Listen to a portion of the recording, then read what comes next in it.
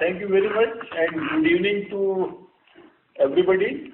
Hope you and your families are safe during the current times.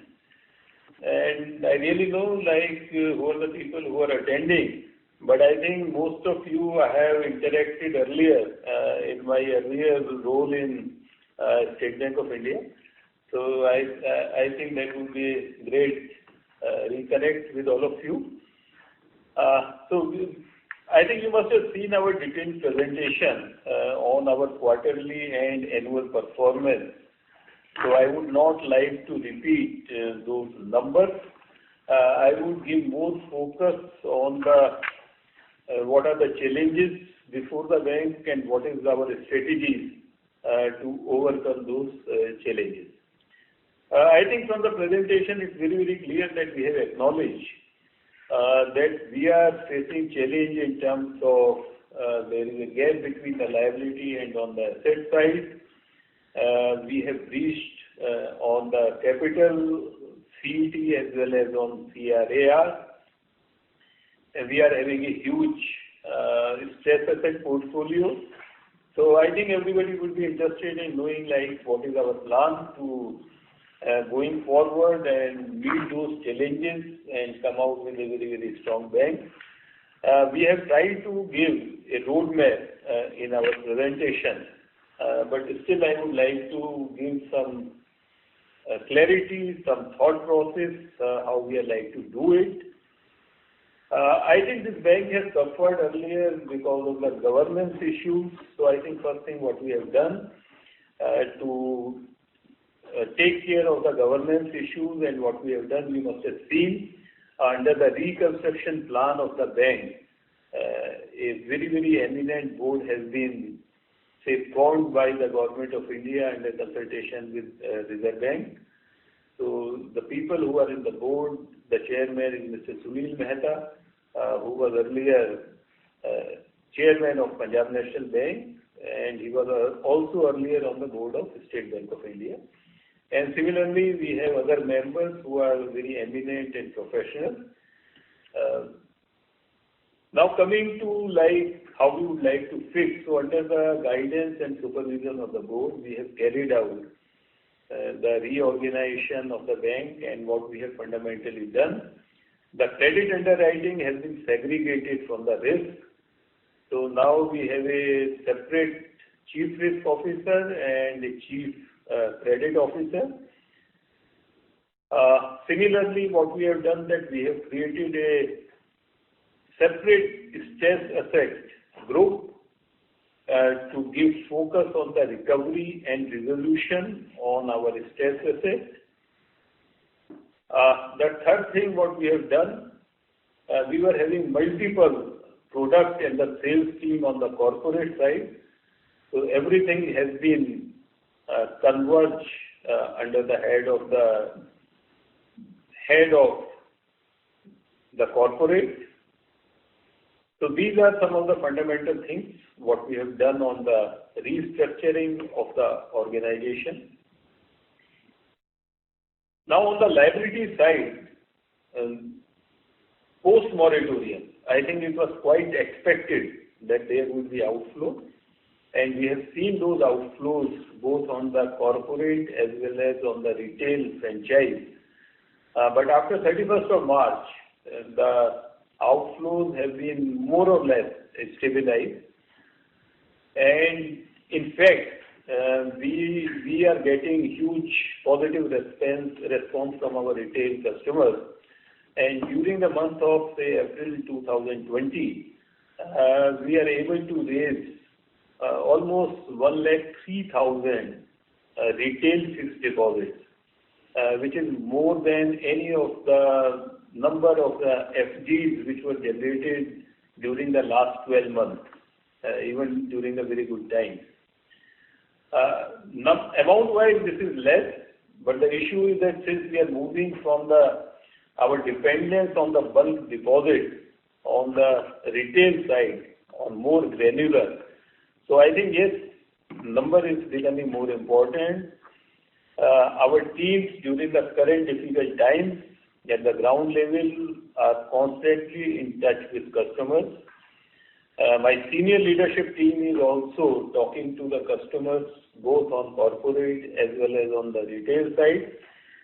I am also talking to the retail customer on daily basis, and it's a very, very good feedback from the retail customers and corporate customers. People are very appreciative of the way our teams at the ground has taken care of their needs during the moratorium as well as during the current lockdown. And everybody is more than satisfied with the type of customer service provided by the bank even earlier and during the current times.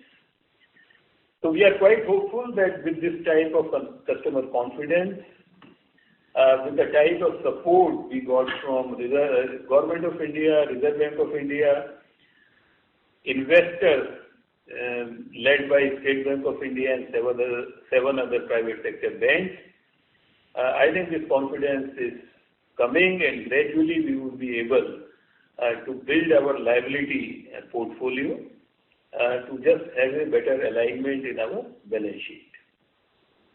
At the same time, we continue to get the support from Reserve Bank of India in terms of funding, and that support would continue. So we don't see any issues out of it. Only thing is we need to build the liability portfolio on our own. The second thing, if you see on the asset side, apart from creating a very, very focused vertical for speedier recovery and resolution of this portfolio, we have also made 74% provision coverage, both on the loan side as well as on the investment side. So basically, attempt has been made to insulate the balance sheet from any, say, past event. So 74% is more or less in alignment with the LGD, and we believe, like going forward, we need to take care of the provisioning requirement more or less only for the fresh slippage. We believe like we need to, say, improve our capital ratios, and we don't believe like meeting just regulatory requirement would be enough. So we would like to go beyond that, and our target is that we should maintain at least CET1 of, say, 10%.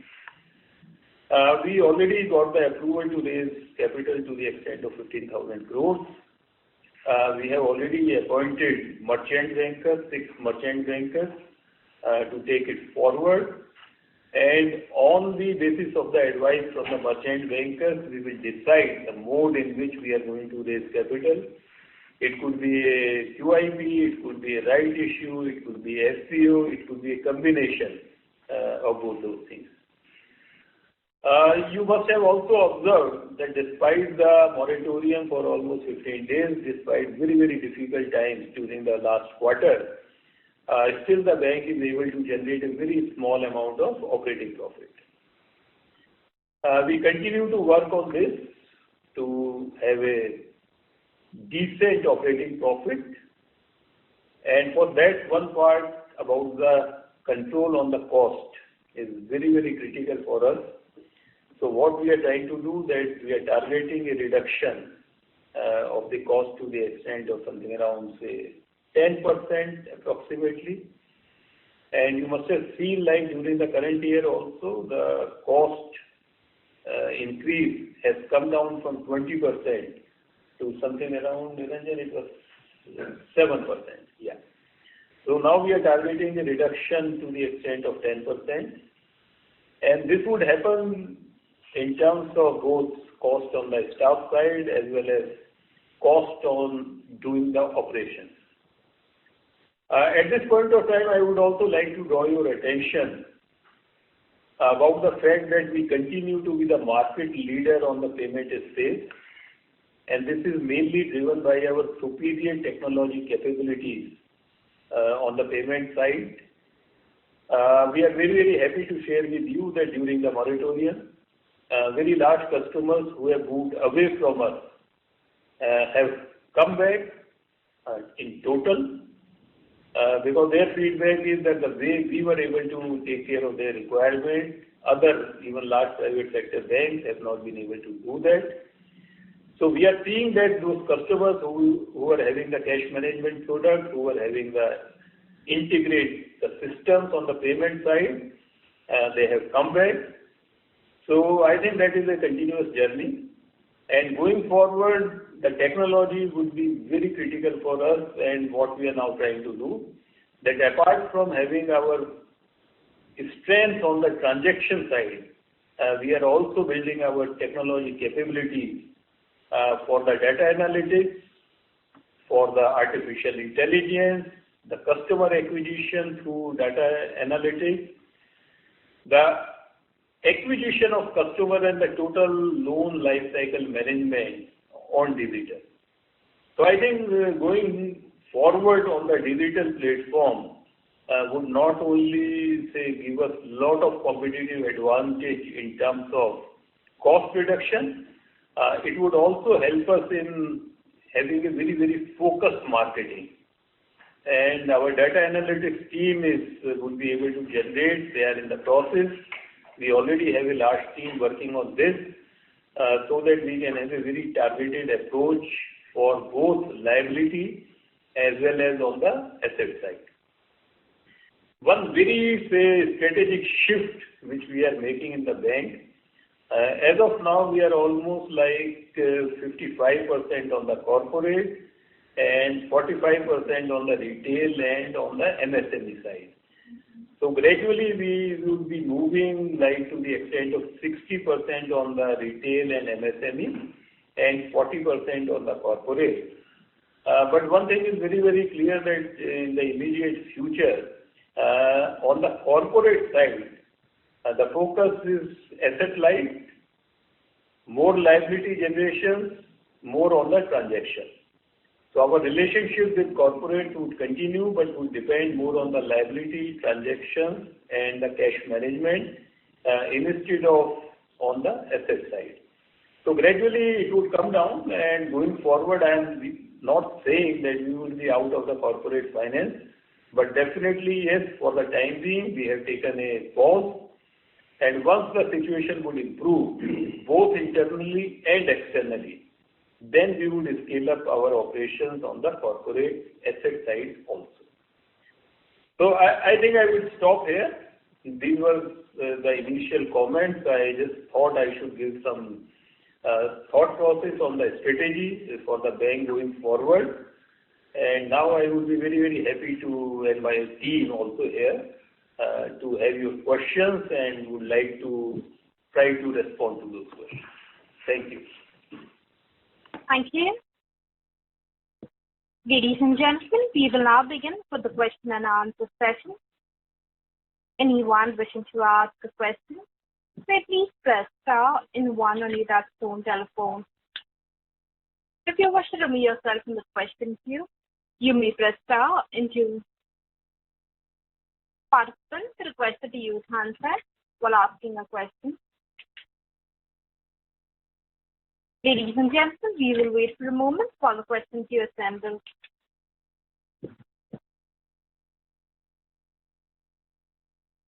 The first question is from the line of Akash Gastani from HDFC Securities. Please go ahead.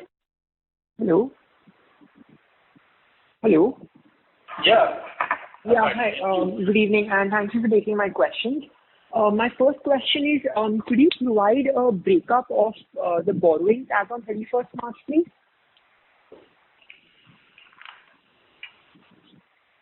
Okay. What is the second question? And my second question is if you could sort of dive deeper into your strategy on the deposits front. Can you please repeat your second question? Yeah, if you could dive deeper into your strategy on the deposits front. Yes. Yeah. So if you see the details of borrowing as on 31st March, the total borrowing was almost like 1,13,000. Okay, out of it, the refinance was 23,700. It was a RBI window available to us to the extent of 50,000. And there was a overseas borrowing to the extent of 9,400. and there was a IBPC. This is subject of about 18,500 crores. Okay. The tier. Okay. Yeah. And coming on the retail side, so basically what is happening, when you move on the retail side, your tasks become more difficult, but it is also more sustainable. So it is more on the customer connect, okay? And what we have observed, what is the feedback, I think our customer service is really very good and the people are happy, both on our digital capability as well as on the personalized customer service. So I think what we are doing, our bank was having a deposit base of almost 2 lakh crores as on 30th September 2019. So everybody who was having the deposit with us as on 30th September, as on 1st of April, we are targeting all those customers and we are calling them, our teams, even during the current time, where everybody is not able to attend office, but I think during the entire lockdown period, the customer calls, the customer connect, which have been made by our team, have been the highest. So it's a one-to-one connect at all levels, giving the comfort, assuring them the safety, sharing with them what are the developments which have happened in terms of new investors which has come up, the support which we are getting from government, RBI and other banks, and at the same time extending all those facilities. So it's a process which will take time. It cannot happen overnight. But definitely the COVID situation has made it more difficult. But still in the COVID situation, we are finding continuous inflows. And the data which I have given in terms of the number of retail term deposits which we have raised. So lastly, would you be able to quantify the deposits as on 30th April? Quantify the deposit, the total deposits as on 30th April, please. So 15th April, we don't have the data date-wise. I can give you a deposit figure, I think, which we have published on the 2nd May also. Okay, so that would be as on which date? 2nd May? 2nd May. Yeah, if you could please provide that figure. So I think that is something around 1 lakh 3,000 crores. It is there in the presentation, 1 lakh 3,000. 1 lakh 3,000. Yeah. Okay, that's it from my end. Thank you very much. Yeah. Thank you. The next question is from the line of Akriti Kakkat from Goldman Sachs. Please go ahead. Hi, thanks for the opportunity. Hi, sir. So I just have two questions around the capital raise. The first is that what are the options for fundraising that we have? And the second one is that how relevant a rights issuance at a discounted price be, given the urgency of capital raise and the time needed to fix the financial ratios? So Akriti, actually issue on the option side, I think we are working on all the options. All the three options are available: QIP, right issue, and the SPO. QIP, I would be very happy because it happens very fast. Okay. So only thing is, as per SEBI formula, we cannot give more than 5% discount on the last 2 weeks average. So if we find investors who are willing to put money at this rate, we would be more than willing to do it very fast. But that situation seems difficult. So I think what we have done, we have applied for both fast track right issue as well as fast track SPO with SEBI. And if we get that, then it can happen very fast. Otherwise, in the normal route also we will do. And definitely if we go for, say, right issue or the SPO route, then depending on the advice and the investor interest, we will decide on the price. All right, that was very clear. Thank you. Thank you. The next question is from the line of Manish Karwa from Axis Capital. Please go ahead. Yeah, hi. So my question is on the cost front.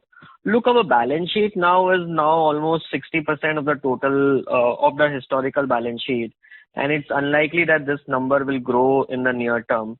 But our cost base has still grown this year.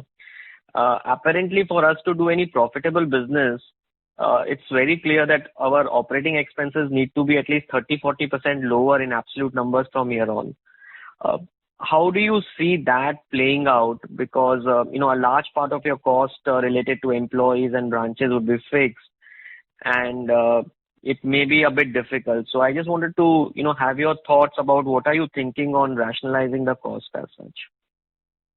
So Manish, if you see this issue from a little different angle, the cost is one part, but the impact on the operating profit is also because we don't have that type of income. And most of the impact on the income side has happened because of the huge slippage. Okay, so now I think the slippage part, I can't comment on what will be the impact of the COVID on the slippage. But I think all the entire, slippage on the portfolio has been taken care. Okay, so that way the income generation would not be adversely impacted. But at the same time, like I was sharing, not 30%, but definitely we are targeting a reduction of cost to the extent of 10%. It will happen both on the, employee side as well as non-employee. So what we are doing, on the employee side, we are not going for any fresh hiring, and there is a normal attrition. So you must have seen our number of employees are coming down. So we are not going to go for hiring and increase the number. So numbers are coming down and that would happen. That is one part. Second thing, that our leadership team has taken a voluntary call for cut in the compensation, and this cut is more in terms of converting from a fixed pay to a variable pay. That is one part. Second thing, there is a huge cost on the operation side. So we are moving on digital, that would save cost. We are also looking for all our premises. And the premises which are, not required in the current times, I think we are going to move from those premises to the, lower area as well as lower cost. So we are seeing the cost on the premises very actively.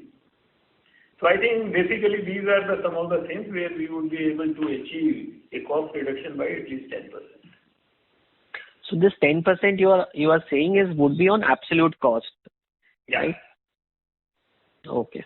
Yeah. Okay. Thanks so much, Prashant. Thank you. Thank you. The next question is from the line of Jay Mundra from B&K Securities. Please go ahead.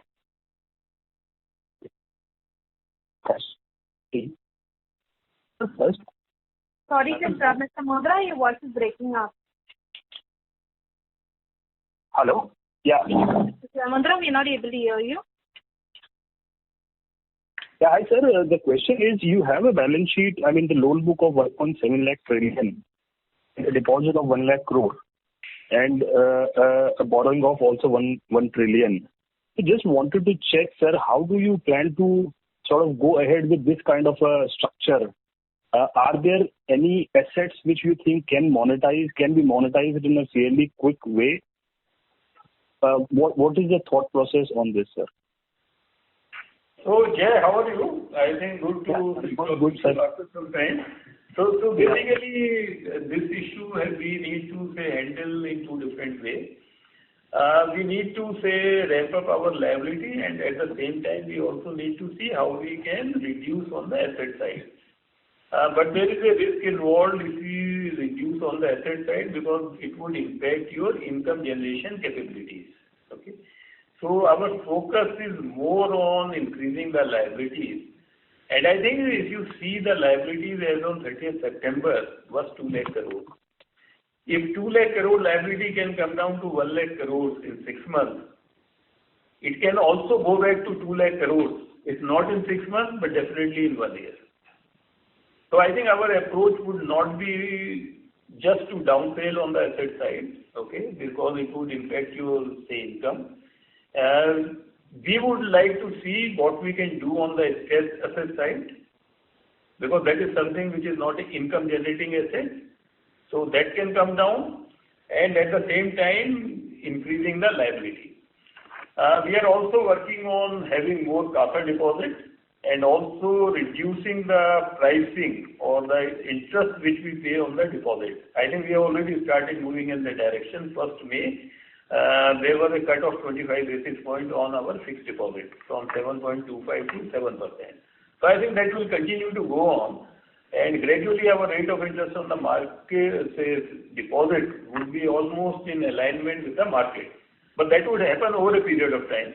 So it's a very, very, I would be saying, a calibrated way. There is no straightforward answer how the balance sheet will be managed, but we have to do in a very artistic way, where we continue to increase the deposit and reduce the assets which are not generating income for us or which are generating income which is on the lower side.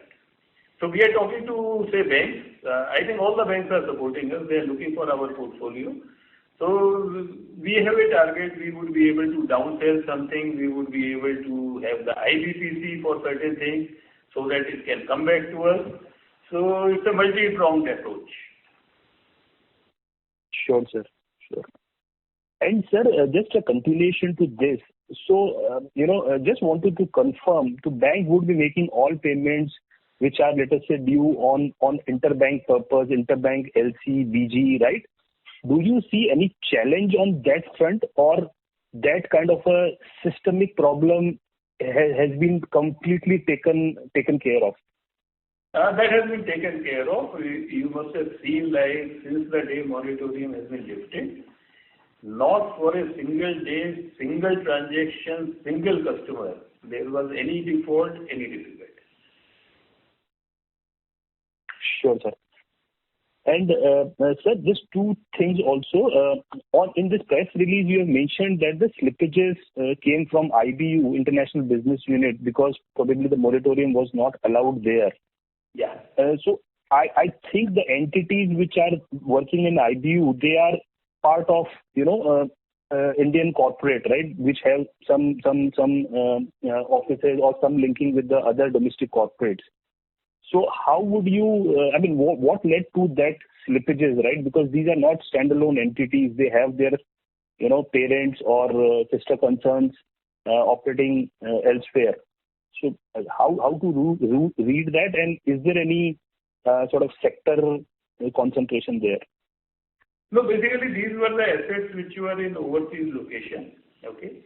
And there is no, say, connection between the domestic corporate and those entities. So whatever has been slipped is the exclusive overseas asset, okay?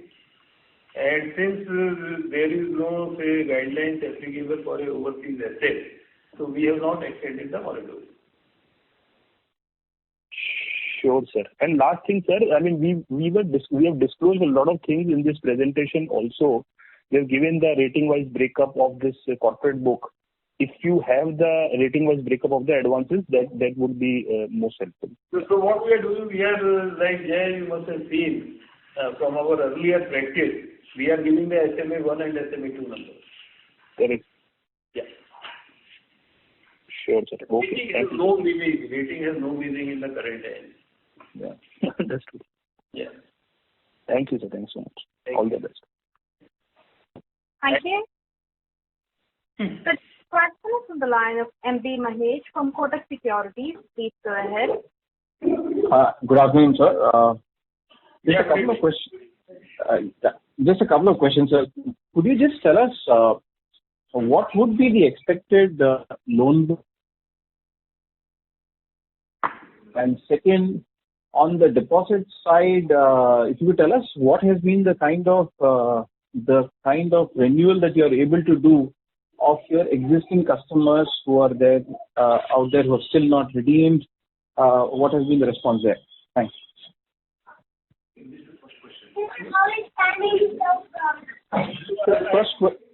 First question was a simple one. You see, you have a loan book. I just wanted to understand how much do you think you can reduce over the next 12 months based on the customer flows and whatever dues that has been contracted to be disbursed. Right. And what is the second question? Of your deposit book, if you could just give us some color of the existing customer base who have got their deposits on the retail and corporate side, what has been the kind of rollovers that you have been able to do on that particular customer book? Sure. So basically, like giving answer to the simple question first.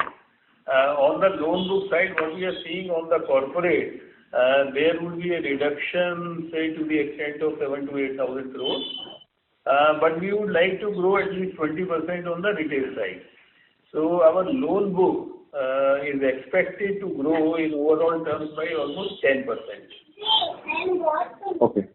Okay, and on the, say, deposit side, if we see the deposit as on 31st of March, or even if I can give you number on 2nd of May, out of almost like 1,03,000 crores of deposit, it says 40,000 crore was corporate and almost 53,000 crores of the retail. So what is happening on the retail side, there is basically the corporates who wanted to withdraw have already withdrawn. So now what we are seeing that we are coming back to the old situation where the rollover is more than the 50%. So it's a normalized thing. Earlier the rollover has come down to 20% in the post-moratorium period. So that has stabilized. Perfect. And my last question, you have now had more time to sit on the loan book. Are you making any more changes to your estimates on the NPL line as we speak? Either side, positively or negatively. Again, I think this is not. I think there are some sound. Can you please repeat, Mahesh? Sir, the question is simple. Now that you have had more time to sit through the book, are you making any changes to your estimates on the expected slippages during the course of this year? Because it's an amount of 5 to 6% in one place and about 9% in the other. So just wanted to understand that. Okay. So basically you are asking all difficult questions and saying they are simple. So Mahesh, basically if you say think in terms of slippage, I think we have given a guidance of something around 5%. And at that point of time, the COVID factor was not there. We have done some analysis, and analysis was based on say 2-3 scenarios.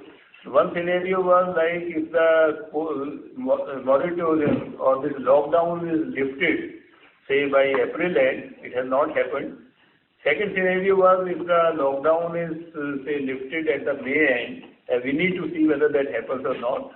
And the third scenario would be then if the lockdown is lifted, say maybe June end or afterwards. So we are working for the second scenario where the lockdown may be lifted by say May end, and our slippage may go beyond say almost 7 to 8%. And I don't want to say guess for the third situation where the lockdown would not be lifted even beyond June. Then I think that would be very, very uncertain time. And I really don't know whether we would be there to answer that. Just to follow up, which part of the loan book kind of moves so dramatically in this case? Because the SME book so far has not seen that stress. Retail is reasonably low on contribution. So is it the corporate side which is kind of moving the needle? No, so when we are talking of the say, slippage, we are basically seeing from the SMA 1 and SMA 2 side. That is one part. Second estimate is that what type of industries are impacted most because of the COVID. So what is our exposure in this? So there is no SMA 1 or 2 in those portfolios. But since there is a likelihood of impact on those industry segments because of the COVID, that's why how we are estimating that this could be the slippage in the worst case scenario. Perfect. That is very useful. Thanks a lot. Thank you. The next question is on the line of Mahrukh Adajania from Elara. Please go ahead.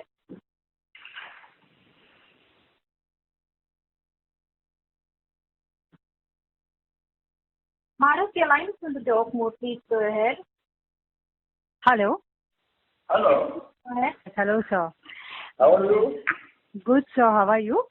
I am quite good. Okay, sir. So I had just had a couple of questions. You said in your presentation, you talked about loans under moratorium, and you said that the overdue loans were 148 billion, of which the NPL classification freeze was on 27 billion on loans. So how does that 148 billion tie in with your SMA figures? So basically what happened, if you see the regulatory guidelines, it was about if the RBI dispensation has not come, then what would be that book which would have slipped by 31st of March. So 27 billion is the number which would have slipped to NPA as on 31st March if the RBI dispensation has not come out of the other portfolio. That is but the 148 billion would then be your 0, 1 plus 2, is it? Yeah. Whichever is overdue. Of the moratorium loans. Right. And you are expecting around 35 to 40% of your total domestic book to be under moratorium. So this is what people have opted and we have given. Oh, you are. Okay. And so how do you view your tier 2 now? So your 81 bonds have been written off. What's your view on tier 2? Anyway, just now it's capped at 2%, but... But actually we are having 4.8%, okay? Only because like we were not able to meet the CET, so we could account for only 2%. Okay, but the tier 2 stays as it is. And once the tier 1 expands, okay. Yeah, absolutely. Got it, sir. Okay, sir. Thanks. Sir, and one more thing, how much did you borrow from RBI? I think you mentioned that in the... So let it be remained within RBI and us. Okay. Okay, sir. Thank you. Thank you. Thank you. The next question is on the line of Kabir Gulati from HL Capital. Please go ahead. Yeah, hello. Yeah, just wanted to understand. Yeah, if this quarter you would have recognized any interest income on the loan account that you would have recognized as NPAs, maybe you have received it in cash this quarter. So the question was recognition of interest on your GNPA book. Has there been any in this quarter? So there has been actually a reversal of interest in this quarter because of the NPAs and NPIs. Okay. Yes, I mean that we had in the quarter. So that will be a net thing, but would there be any interest in cash that you're still receiving on this big NPA book that you have now? No, so it's because we've not had cash recovery that has not been part of the NII for the quarter. Okay, that's it from mine. Thanks.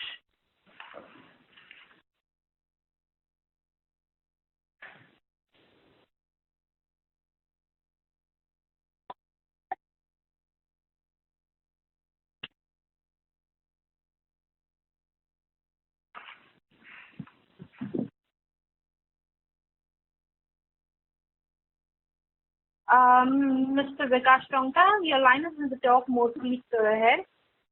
Yeah, hi sir. Good afternoon. Just wanted to understand that you have reported earlier that there was covenant breach in foreign loans. So what is the status of those foreign loans, sir, as of now? So you must have seen it has come down.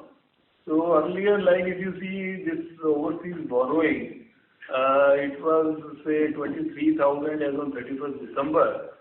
Which has come down to 9,474 as on 31st March. And we are repaying them or we are getting extension? What is the strategy of the management as of now? So like we would be happy to retain them, okay, but wherever if there is any demand or any requirement, we immediately meet our commitment on the same. Okay. The other parts, in one of your interview after the results, you have said that moratorium can be declared if 5.5% is a breach, right? That's a very strong statement. Though I know that the management is planning to raise capital, but getting into a moratorium again will definitely, let's say, shake the confidence of the depositors. What is your view on? No, I think I have not made this statement. What I have told that if we breach the CET below 5.5, then only there is a possibility of having a moratorium. But we have not breached 5.5. So, but the question which was asked from me, that what would be the implication when we are not meeting the CET requirement? So basically, I have answered there could be only one thing. It could be only like as per the current regulation, bank can be put under PCE. Okay. But in our conversation with the RBI, we are not getting any such sense or any such indication. So let's And say the question was whether there is a possibility of putting under moratorium. I said that would happen only if we reach below 5.5. right, sir, but there is not much gap left as of now. Still, there is a gap of 80 basis points. Okay. And 80 basis points converts into almost 2,000 crores. Okay, sure, sir. Other thing I wanted to know, in terms of, your bank have been successfully able to raise CDs in the market. So what is the CD outstanding in the market as of 31st March or the latest number? So it's 31st March is something around 7,000 crores. Okay. Thank you, sir. Thanks a lot. Thank you. Thank you.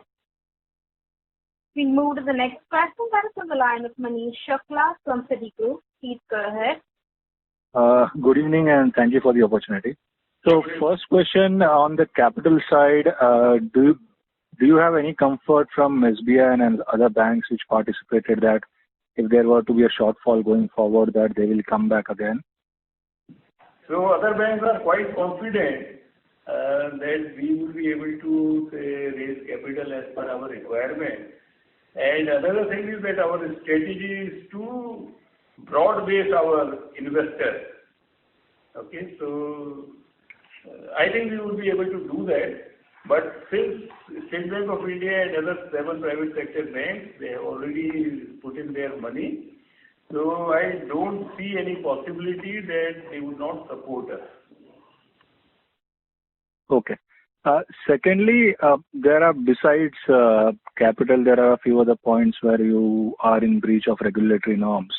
So is there any agreed milestones with RBI which you need to meet, in absence of which the regulator might take some action, regulatory action? So I think there is only one breach, that is in terms of LCR. And right. RBI is well aware of it. Okay. And silence from RBI is more than a comfort to us. But question really is that how long does that silence last? So I think we need to read the silence. Okay, and regulator silence is always read in this way. Fair point, sir. Last question. You said that at 74% coverage, your assessment is that this would kind of cover for LGD. Now, as we know in the past, a lot of the lending on the wholesale side has happened on asset-backed rather than cash flow-backed. And given the lockdown, all the economic assumptions that we were working with 2 months back have gone for a toss. Do you still believe that those LGD, you would be comfortable with that 74% kind of a coverage number? No, I think in the worst case scenario, the 74 requirement may go up to 80. But it depends again on the individual cases. There are certain assets where we have made 74% provision, but recovery probability will be almost 40 to 45%. So it's a mix of pool.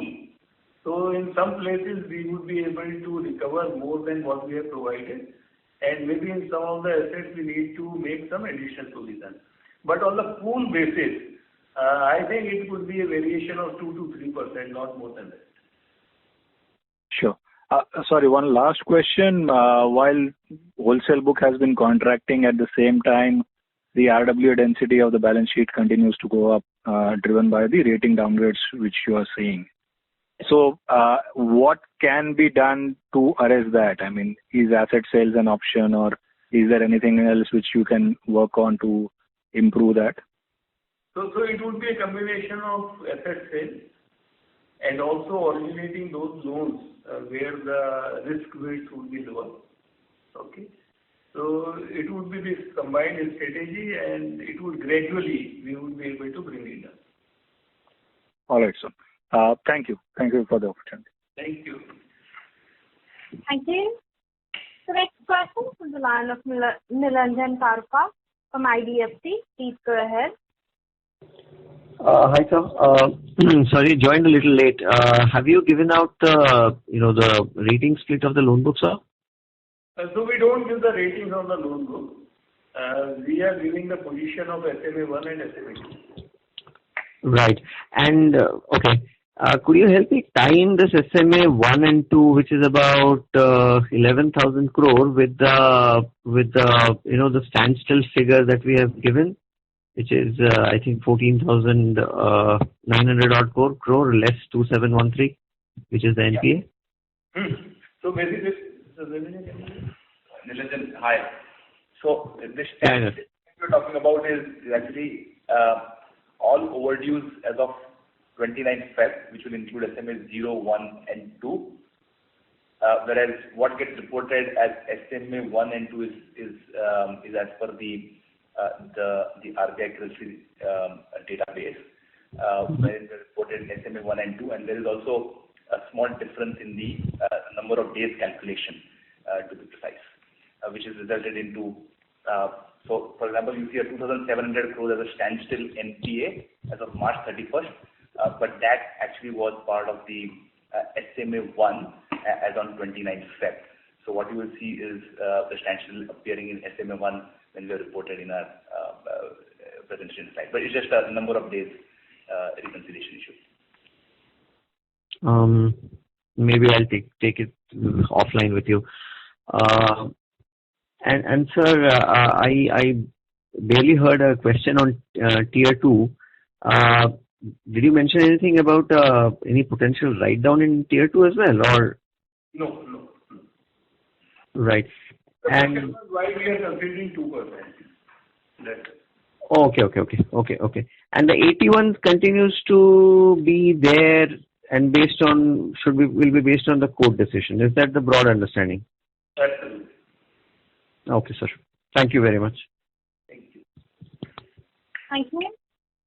The next question is on the line of Bhavik Shah from BNK Securities. Please go ahead. Hi, sir. Thanks for the opportunity.